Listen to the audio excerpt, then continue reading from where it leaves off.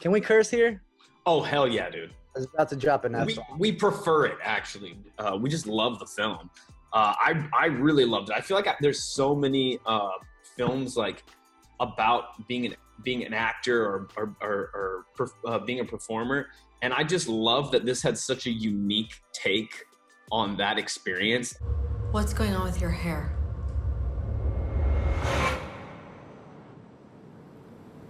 What, this little thing? Yeah. I'm really curious for you, Dario. How did you come up with this idea? Essentially, it was just a kind of deep search inside my soul and just trying to find what was unique about me. I was starting to kind of like fight this inner demon. You know, I'm losing my hair. It has something to do with how I'm marketing myself. And I just wrote this like what if circumstance, you know? Every male, you know, who is balding has dealt with these demons, you know. Am I not masculine enough or you know, because I like love to style my hair, but you know, you just learn that it's just hair, you know. It doesn't make you who you are. And there's some badass bald guys. I mean, The Rock, Yeah, Statham, you know. So hair doesn't make you who you are. So was there a moment for you in your career where you were like, you sort of came to a head with this, or was this like a gradual thing? Yeah, it was totally a gradual thing. One thing that did help me out is that my dad is bald and he shaves his head. And I think just having that like father figure that was like, hey, like it's okay if you like just shave it all off, you know?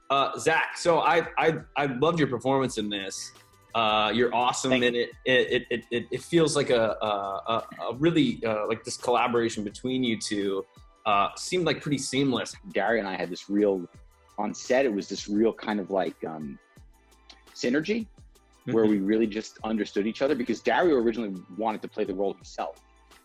But then he realized that the production was going to be so big that he really wanted to be able to step back and really direct it. And the main thing I remember from filming Receding was Dario knew at every moment what he wanted to achieve. There was like literally not one moment where he didn't know what shot we were trying to get. What was it like on set between you guys? Did you talk? I mean, is this something you talked about a lot, or was there sort of like an intuitive understanding between the two of you? Just the stuff, the internal stuff going on with this character.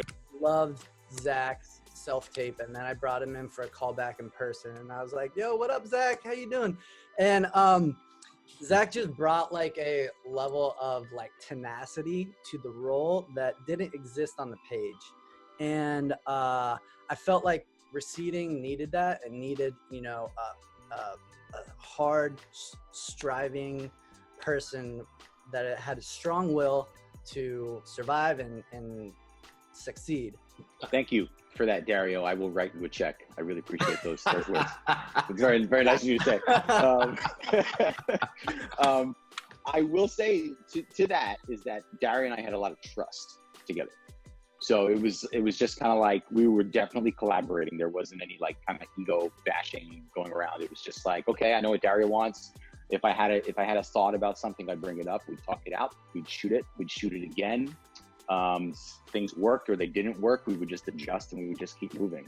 When I saw the film, the finished cut, my mind was blown because I knew we had something good. But when I saw how Dario took his time and the editing and the way he treated everything post, Dario, you killed it, man. You took this little baby of yours and it's blossomed so beautifully.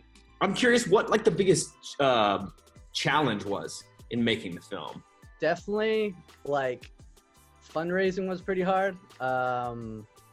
Also just leading up to the film, just telling them, just looking someone in the face and telling them, you know, the story was about a balding actor who's like down on his luck, and they're like, and that I would see their eyes like drift up to my hairline, and I'd be like, yeah, like, you know, vaguely based off of me. It was a vulnerable film, you know. I was like putting myself out there. That was hard. Biggest challenge. First of all, I hated having to grow my hair out. It kind of felt like what happened recently with this quarantine, where I just recently shaved my head again. But I remember, because I'm, balding like Dario, and so I always keep my hair very short. And then I remember the first request was, tell Zack, do not cut his hair for 6 weeks. So then for 6 weeks before filming, I was going to work, and I work with a lot of clients, and where I'm like FaceTime with them, and I have to watch my appearance, and I hated that my hair was growing out and disheveled, and I was like, oh man, this sucks. It sucks. Yeah. So I had a little emotional, I guess, warm up to make the film. Yeah. I don't want to ruin the film for anyone, but there's an event at the very end that there's kind of a summation of this is happening. What is next? What is next for this guy? Like, where does he go from here? Dario and I have joked about the sequel, like half joked and half like discussed an idea of because the thing that I think is most effective about the film is that everybody who watches it says to me,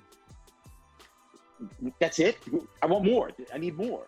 That's the great thing about a film, is that when it ends and it leaves you wanting more, it was good. What do you want people to take away when they watch the film?